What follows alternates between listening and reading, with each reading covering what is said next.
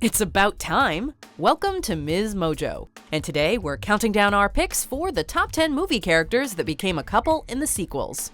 Before we begin, we publish new content every day, so be sure to subscribe to our channel and ring the bell to get notified about our latest videos. For this list, we're looking at big screen characters that weren't explicitly together in the original film, but became official in a follow-up film. Number 10. James Jim Levenstein and Michelle Flaherty, American Pie 2. Hey, Michelle. Jim, holy potatoes!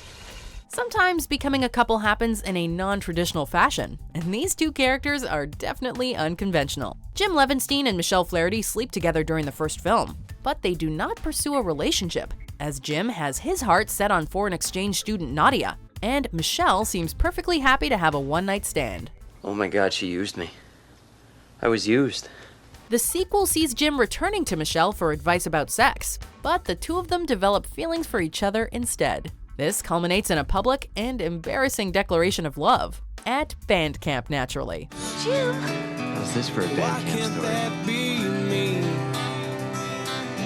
If I can be like that. Number 9. Melman the Giraffe and Gloria the Hippopotamus, Madagascar, Escape to Africa. Listen, Mototo, you better treat this lady like a queen. Melman is a nervous giraffe, while Gloria is a self-confident, outgoing hippo. The two of them seem quite mismatched at first glance, both in terms of their traits and species, but their personalities balance out, despite there being little indication in the first film that there's any attraction between them. The second film features Melman revealing his crush on Gloria in a moment of panic, later telling her date to treat her well, ultimately leading Gloria to realize her own feelings for her friend, and the two becoming an adorable couple. Then I guess it's you and me, neighbor. You and me for the next 18 hours. Number 8. Jesse and Celine, Before Midnight. This is real life. It's not perfect, but it's real. Two strangers who meet on a train in Vienna. Jesse and Celine engage in a brief romance in the first film, before reuniting 9 years later in the second movie. Although the middle installment's ending is ambiguous, Before Midnight reveals that they've become a couple and had children in the interim between films. The golden years of their relationship appear to have taken place off-screen though, as they engage in a heated argument during this movie. I would prefer to have an unemotional, rational conversation. I mean, do you think we could do that? Would that be possible? They seem ready to give their relationship another chance when the credits roll. But then again, in this series, you never know where the next film will find them.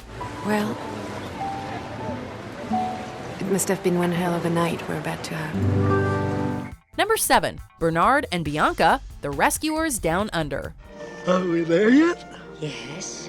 In another odd couple pairing, Bernard is a mouse janitor turned titular rescuer, while Miss Bianca is his partner, who is significantly more cultured, adventurous, and fancy. The duo clearly hits it off in the first film, complementing each other well. One might even say that sparks were flying. They don't officially get together until the sequel though, and not without incident. But there's something I know exactly what you're going to say. Francois told me all about it. Bernard repeatedly attempts to propose marriage to Bianca, but is constantly interrupted by various occurrences. Thankfully, in the end, he throws caution to the wind and blurts it out rather than delay any longer. Will you marry me? Bernard, of course I will. Number 6. Hiccup, Horrendous, Haddock III and Astrid Hofferson, How to Train Your Dragon 2. What you're searching for isn't out there, Hiccup. It's in here. Hiccup, Horrendous, Haddock III and Astrid Hofferson have known each other since they were children.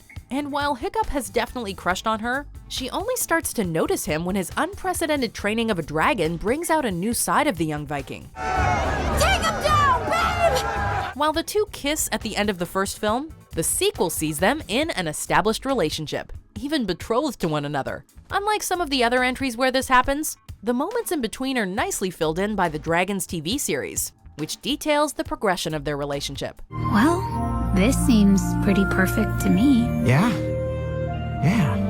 I guess it does. Number 5. Tony Stark and Pepper Potts, Iron Man 2. Take it. Just take it. I don't know what to think. Don't think. Drink.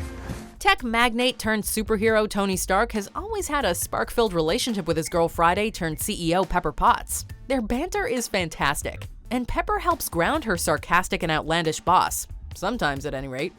I need you. I need you too. That's what I'm trying to. Although the two of them clearly have feelings for one another, built on mutual trust and the aforementioned banter, it isn't until the conclusion of Iron Man 2 that they start a relationship, kissing after defeating the film's villain. While they have their ups and downs, theirs is one of the longest-lasting loves in the MCU. Last night, I dreamt we had a kid. Number 4. Katniss Everdeen and Peeta Mellark, The Hunger Games Mockingjay Part 2. Look at me! Contestants in the eponymous games from the same district, Peeta has had a crush on Katniss for years. Though the games are the first time Katniss truly notices him, the pair teams up to succeed and survive, even playing at a romance for the cameras. Although the feelings are initially one-sided on Peeta's part, they gradually become mutual through their shared experiences and the growing revolution. They're coming, Katniss. They're gonna kill everyone. And in District 13, you'll be dead by morning! Ultimately, after many trials, including some brainwashing that nearly ruins everything, Katniss and Peeta settle down and have kids in the film's final epilogue. Number 3. Peter Parker and Mary Jane Watson, Spider-Man 2. I know you think we can't be together. These two neighbors have lived next to each other for years, and while Peter Parker has pined for Mary Jane Watson, her own feelings only start to bloom once great power thrusts great responsibility upon the former. While she attempts to return his affections by the end of the first film, he decides to reject her in order to protect her from the kinds of threats he faces. I can't. You can't what? However, Spider-Man 2 sees her become involved anyway, and both their feelings persist, despite MJ's engagement to another man.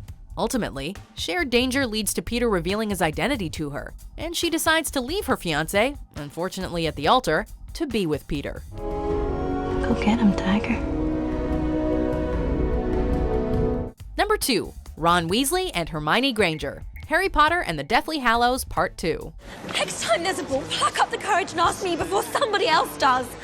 And not as a last resort. The two best friends of Harry Potter, Ron Weasley and Hermione Granger, are very different from one another and frequently argue throughout the series. But you know what they say, opposites attract. Their mutual crush builds throughout the franchise. Excuse me, I have to go and vomit. Ron and Hermione each become particularly aggravated when the other is in a relationship with someone else, but it isn't until the final film that they're able to act on their feelings, following a brush with death that makes them realize what matters most. And given that they've gotten married and had children in the epilogue, it's clear that their love is meant to last. Thankfully, the boy who lived similarly finds love with Ginny Weasley. I can stay hidden up here too if you like. Number 1. Han Solo and Leia Organa, Star Wars Episode 5, The Empire Strikes Back. Why, you stuck-up, half-witted, scruffy-looking nerf herder! Anakin and Padme thankfully took 2 films to get together, but they can't hold a candle to the first Star Wars romance. Rebel leader Princess Leia Organa and smuggler Han Solo are a bickering pair who rarely agree. Let's get one thing straight. I take orders from just one person, me. It's a wonder you're still alive. However, within their iconic exchanges runs an undercurrent of attraction. Their banter is a highlight of the franchise, but it isn't until near the conclusion of The Empire Strikes Back that Leia makes her famed declaration of love, which is followed by Han's equally famous response. I love you. I know. You could argue that they don't really become a couple until Return of the Jedi, but the LOVE and lack of Ewoks clinched it for us. Do you agree with our picks? Check out these other great clips from MsMojo, and be sure to subscribe and ring the bell to be notified about our latest videos.